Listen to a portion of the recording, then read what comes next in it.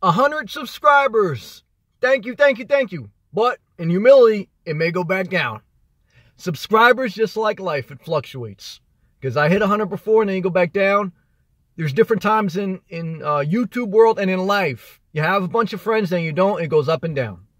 So first is I want to acknowledge I'm very thankful for 100 subscribers. And then next, in humility, I realize that anytime I can go back to 0. So what I will say is that I will not make videos to pander or to emotionally manipulate people to solely subscribe to me for my own benefit. My primary core reason for making videos is to express my creativity for self-growth and to connect and to grow my channel and, you know what I mean, different areas to connect with people. So I want to share that. I want to share that I'm thankful. And yes, when I see subscribers and when I see people view and when I see people comment on my channel, it provides encouragement. But it also reminds me to stay humble, because at any time it can go up or down. At 1 minute people love you, next minute they hate you. So it reminds me to always just be myself. 1 million subscribers or 0 subscribers, be myself and be the best me. And that's what I want for you. So I want to say that. And I also want to give a quick glimpse of how did it start. It started because friends and people that support me said, Sam, you know, you should start a YouTube channel.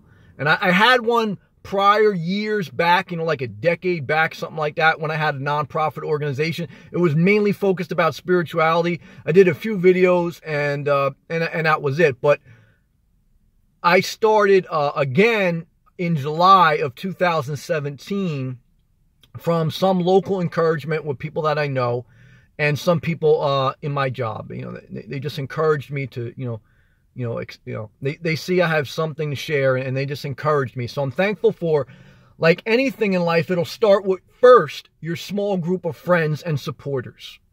It starts there. Then I started there. Then you meet new people, and then people that I used to really be close with and friends, and we just grew apart for whatever reason. They reconnected with me through YouTube, you know, through social media outlets, and they saw I was doing videos, and they added me, and I'm very thankful for all of them. I see all of them.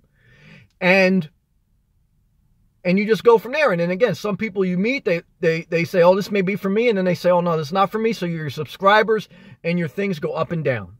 So, but it is encouraging to me. I do pay attention to it. As of I make this video, I have 102 subscribers. Again, at one point I hit 100, then I went back to 98. It goes up and down. So, you know, who knows? By the time I post this video, it could be whatever. That's not the point of this video. The point of this video is to document this, to address it, and to express how I feel about it so we can build a real relationship and not some phony baloney. The second part of the video is YouTube monetization. What does that mean? When you sign up to create videos on YouTube, there is a portion of your sign up to create stuff that says, do you allow YouTube to monetize your videos? YouTube is owned by Google. And you either click yes or no. I clicked yes. When you click yes, it allows YouTube to run ads on your video or below your video. And that's how they make money, by selling ads.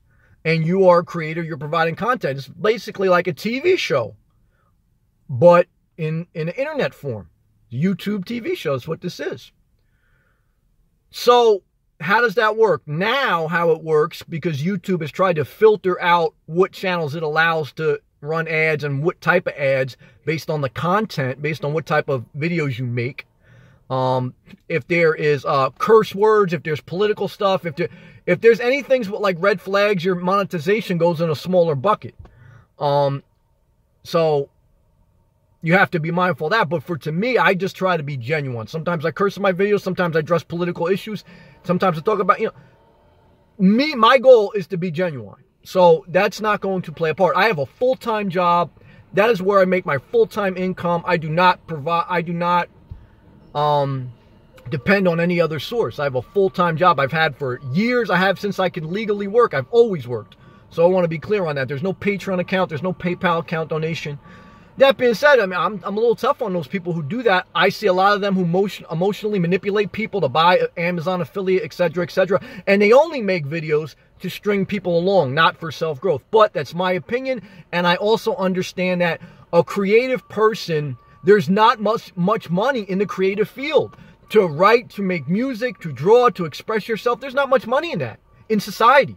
You almost have to have some type of voluntarily donation thing, like a PBS channel, which runs off, you know, donation and government funding. I mean, those type of nonprofit things, that creative space, you almost have to have some type of donation fund. So I kind of understand it.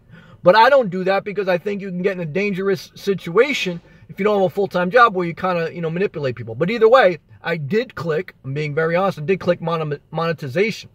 How does that work? So real quick, and starting in April 2007, you have to have at least 10,000 views before they will even consider your channel to be monetized, to run ads on it. I just hit 10,000 views today, actually. I hit 100 subscribers yesterday, I hit 10,000 views. Well, not actually, last week I hit it, but today I got the official email notification from YouTube that they will that I've been approved to officially be monetized. So you may see ads run and you may not. I'm not sure how that, you know, I'm sure you probably will eventually. And I noticed last week underneath my videos, there's a bar of ads. You know, a lot of them sometimes are travel trails and stuff, because mainly or partly my channel is about the nomad life and living out of your car, which I do. So you have to have, if you sign up today and you say, hey, I want a YouTube channel, you sign up today, you have to have at least 10,000 views to even be considered for monetization. Okay. And I don't think you should do it as a full-time job if you want to do it, et cetera, et cetera. Now, if I started in July, right now as I make this video, it's October. So it took about 2-3 months before I got up to that point for me. I made over 200 videos. Some people make one video, goes viral, and that's what they do. Not solely in it for that, but I want to be clear and address that, because I do not believe, I have to be genuine. I have to honestly share what's going on. And this is informative because I didn't know this.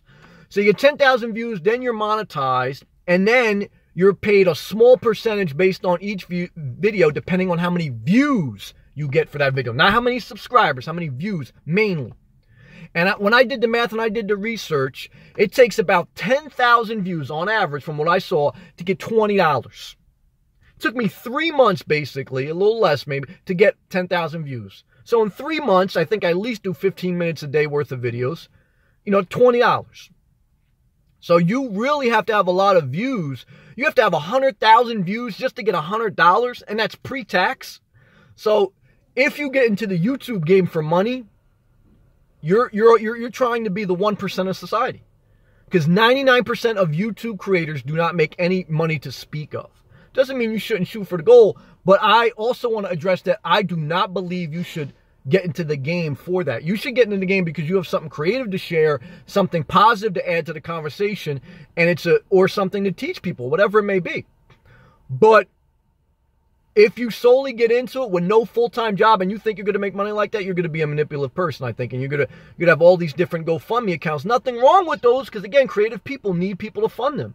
So I'm not against them. I mean, at any time, I guess, you know, if I was just fully creative and I didn't have a full-time job, you know, I feel I have something to add. I feel I am a creative person. I have something to add to the conversation. I believe these videos are good for myself and others, in my opinion. So, you know, there's a value there. But either way, I say all that to say I want to address one is I'm thankful for 100 subscribers. I notice I'm humble enough to realize it may go back down to 0, but it may go to 1 million. You don't know. But I do this for the benefit of my self-growth and to try to be a positive influence, and for others to inspire them, to be you, to be the best you, to grow physically, mentally, emotionally, spiritual, become the best you. And then I just want to address some information about YouTube monetization and how it works and how I've experienced it. I haven't gotten a dime from it yet. And from what I've heard too, I think you have to get to at least up to 100,000 views to $100 before they will even cut you a check or direct deposit, however they're worked at. So I want to address those two things. That's my purpose for this video. And we go from there. We go forward. Either way, I have to be myself, all right? So stay inspired, be you, keep pushing forward.